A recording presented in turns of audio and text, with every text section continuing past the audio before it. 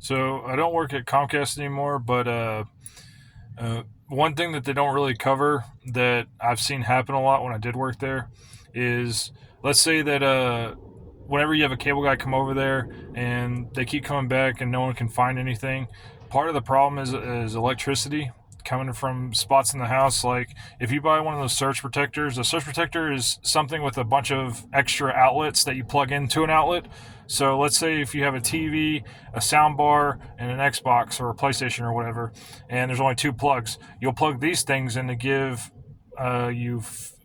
five plugs instead of two plugs. It just makes it to where you have more plugs. Well, how those things work is, and I'm saying this off my understanding.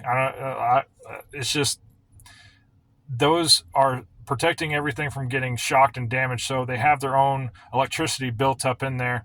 So basically everything is getting a different type of electricity or whatever. So when lightning strikes, it prevents it from getting broken or whatever. Well, because you have these big like ACE things and all these other like big battery savers, they never put into account how that affects your internet, and that could actually slow it sometimes because that extra current uh, basically sending to all your devices so they can't get damaged when lightning strikes and all that actually changes how some of the equipment operates, because for some reason like Netgear and all that, they haven't made uh, their routers and modems or whatever to withstand being hooked up to power strips whenever they're not very good or if they're not working properly.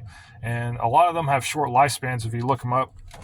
But the reason why I'm saying this is, if you're booting up a cable box and it's stuck on the screen when you're trying to sync your remote, and it's like, welcome to Xfinity, and it'll say like remote not working, it's because most of the time it's an electricity thing.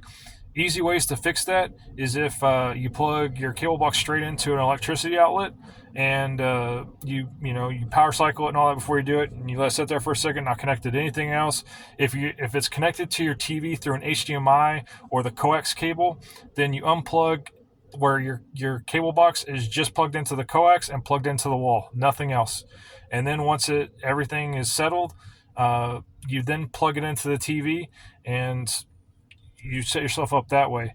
But if everything's hooked up to the same power strip, that could affect how your stuff is working, because most of the time, for some reason, the way that the supplier of the Comcast models that they use for cable boxes, they don't do very well against electricity that's loose in the house and all that kind of stuff.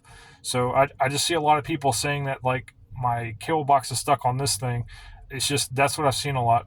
And if you're not having any electricity problems in the home, the weirdest jobs I've seen is electricity coming from other people's houses. And what I mean by that is, if you go outside and you look at the connectors, there's little F connectors, and basically if someone else's electricity is grounding from your house, it's going to be from the cable. So you can look at where those two coaxes are meeting, and there will be a wire connected to your house and all that to the same ground if it was connected properly. And you'll see one of those metal F connectors melted that's connected, to the power line and all that kind of stuff. That means that someone is grounding from your house. If it's melted on the side coming from your house, that means your house is not grounded right, in my experience. I mean, this is not an exact science, but in my experience, that's the pattern I saw. And more often than not, if you were to cut your cable and your neighbor says, "Hey, are you having electricity problems?" your neighbor is grounding off your house, and that's why a lot of your stuff isn't working or you're having weird electricity bills. So I hope this helps out.